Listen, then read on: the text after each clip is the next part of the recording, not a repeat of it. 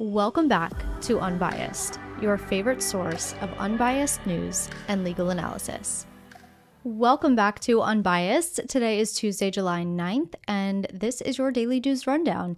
As always, if you love the unbiased approach that this episode provides, you feel more informed after listening, please go ahead and leave my show a review on whatever platform you listen, share the show with your friends, and of course, if you're watching on YouTube, please go ahead and hit that thumbs up button, subscribe to the channel if you're not already. All of those things really help me out, so thank you very much. And without further ado, we can get into today's stories, starting with an update to yesterday's episode about the public White House logs that showed monthly visits from a neurologist and movement disease specialist. Biden's primary care doctor has released a letter explaining the neurologist's visits. He writes in part, quote, "I wanted to share with you background on why Dr. Kevin Kennard visited the White House. As I have written in each of the president's medical reports, as part of the president's annual physical, he sees a team of specialists that have included optometry, dentistry, orthopedics, physical therapy, neurology, sleep medicine, cardiology, radiology, and dermatology.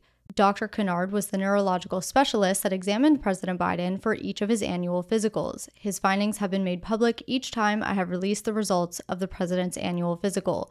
President Biden has not seen a neurologist outside of his annual physical." The letter also recounted the findings from President Biden's most recent physical, which was in February, and said in part, quote, "A extremely detailed neurological exam was again reassuring in that there were no findings which would be consistent with any cerebellar or other central neurological disorder, such as stroke, multiple sclerosis, Parkinson's, or ascending lateral sclerosis.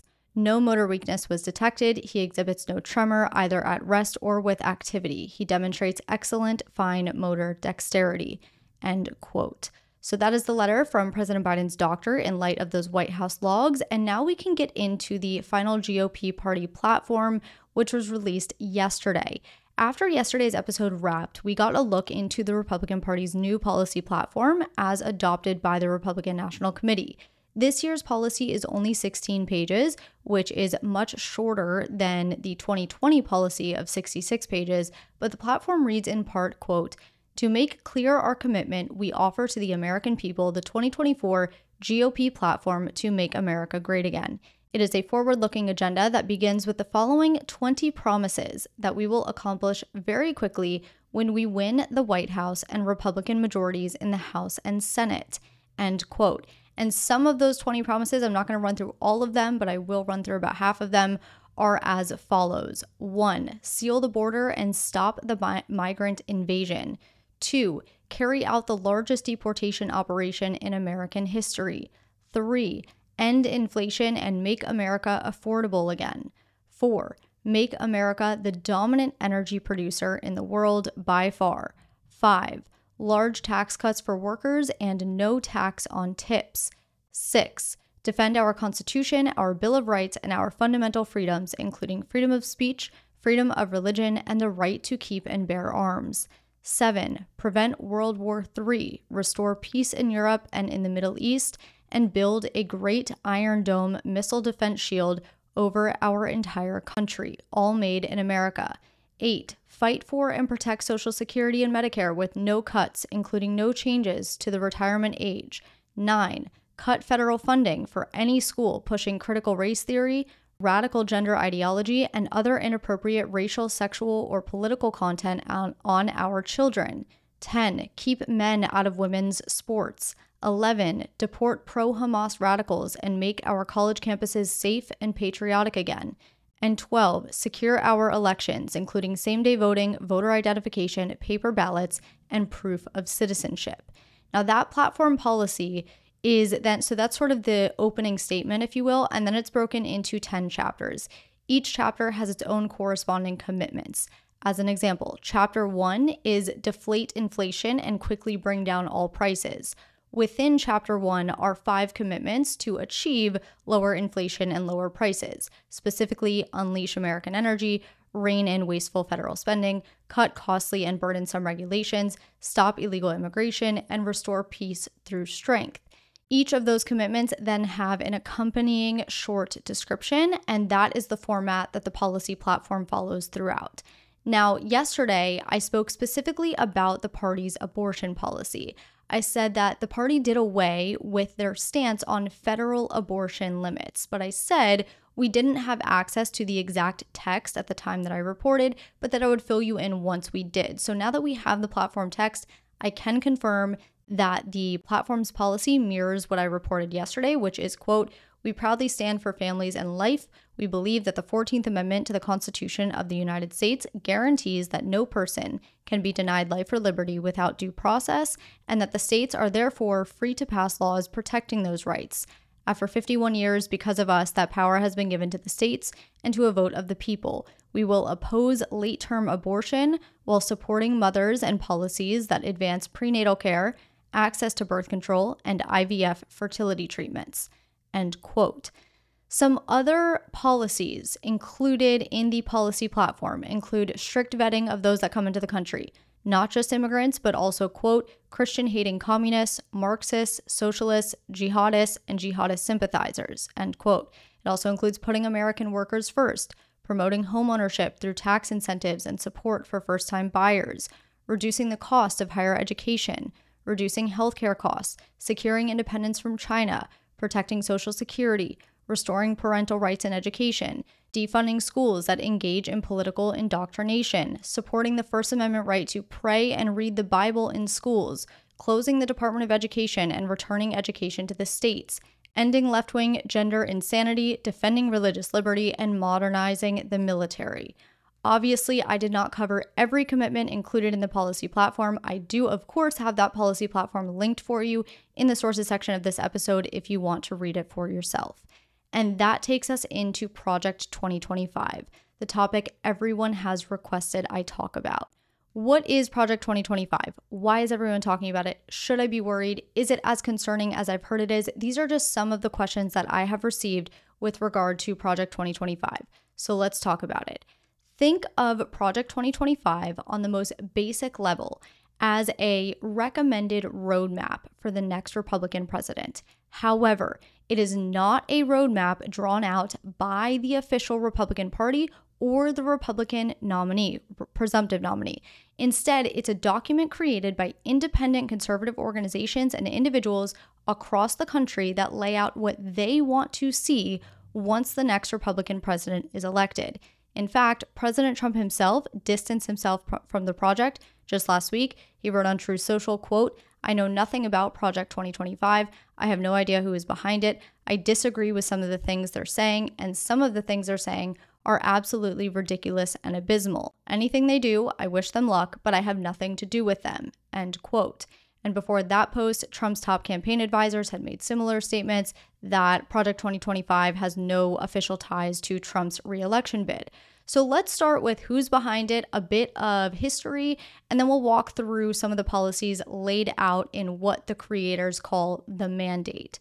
Some of the individuals behind the project include Paul Dans, who serves as the director of the project and previously served as chairman of the National Capital Planning Commission under Trump's administration, as well as Spencer Kreischen, who serves as associate director of the project and previously served as former special assistant to President Trump. But the main entity behind the project is the Heritage Foundation. The Heritage Foundation is a conservative think tank, a conservative research and education institute. It formulates and promotes conservative public policies based on conservative ideals. Now, one big misconception about the Heritage Foundation and this mandate for leadership, which we'll talk more about, is that it's a new thing. It's not.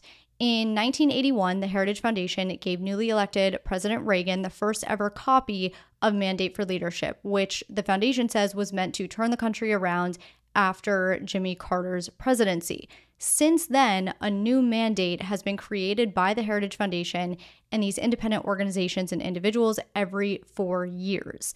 The mandate, which is part of Project 2025, is of course the most recent mandate.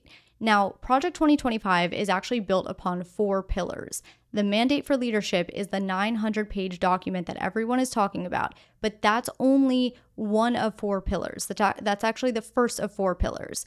The second pillar is a LinkedIn style database of personnel who could possibly serve in the next administration. The third pillar is training for that pool of candidates, which is called the Presidential Administration Academy. And the fourth pillar is a playbook of actions to be taken within the first 180 days in office. So together, those four pillars make up Project 2025. But again, the pillar that's making all of the headlines is that first pillar, the 900-page mandate for leadership. So here's how it's broken down. The mandate has 5 sections: taking the reins of the government, the common defense, the general welfare, the economy, and the independent regulatory agencies.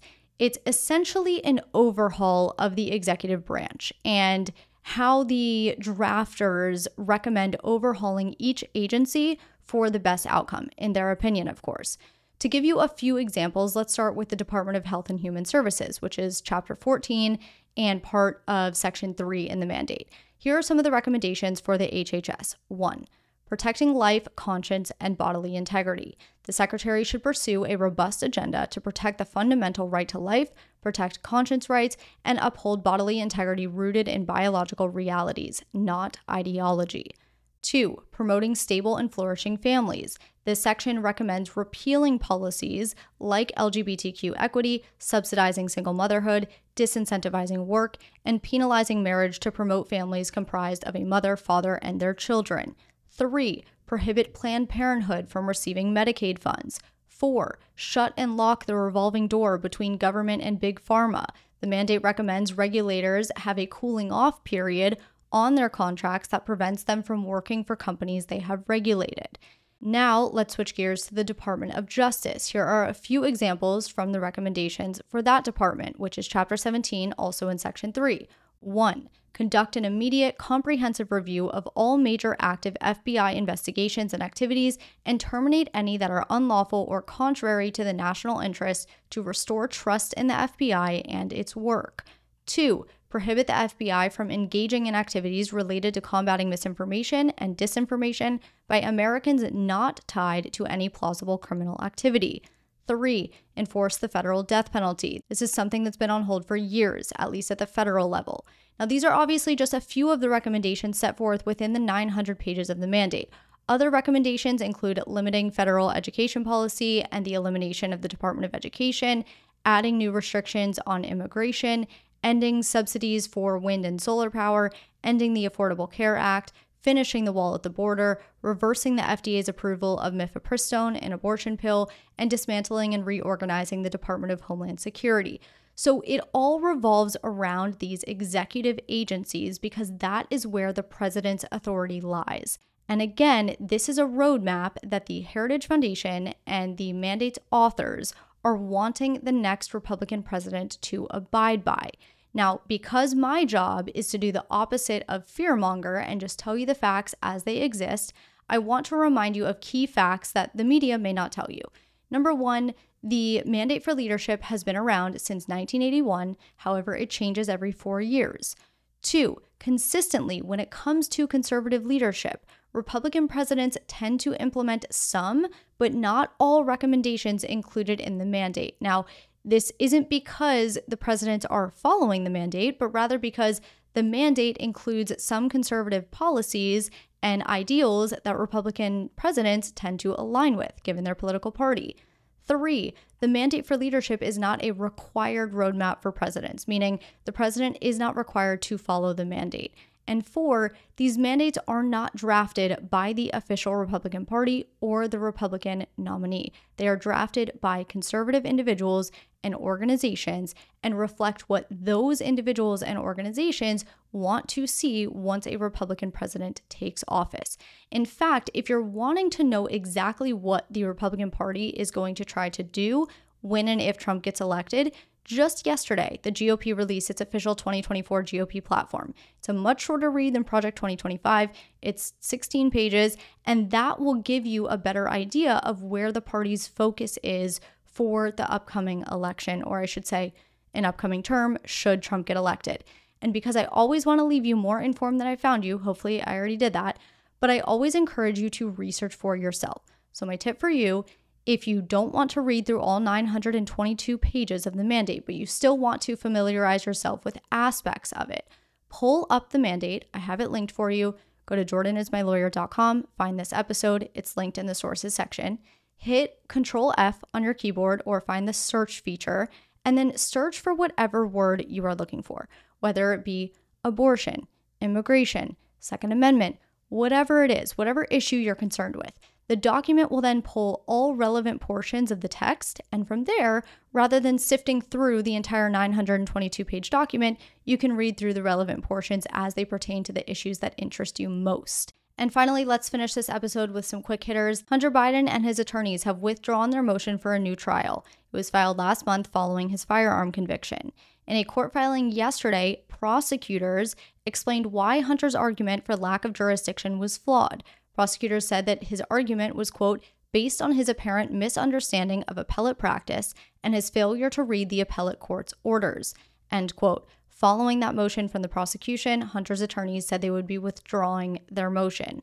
If you want more background on Hunter's motion for a new trial and what the basis was, go ahead and listen to my June 25th episode. In other news, a deputy U.S. Marshal shot an 18-year-old who tried to carjack him while he was on guard outside Supreme Court Justice Sotomayor's home in Washington, D.C. on Friday night. Though the incident is said to be random, not targeted at Sotomayor, it happened at about 1:15 a.m. when the suspect approached one of the marshal's cars and pointed a gun at him. Both marshals then fired their own guns and shot the suspect, who suffered non-life-threatening injuries. And finally, actor Alec Baldwin's trial for the accidental shooting of cinematographer Helena Hutchins on the set of his movie Rust began today. He is facing one charge of involuntary manslaughter. That is what I have for you today. Thank you so much for being here. Have a wonderful night, and I will talk to you tomorrow.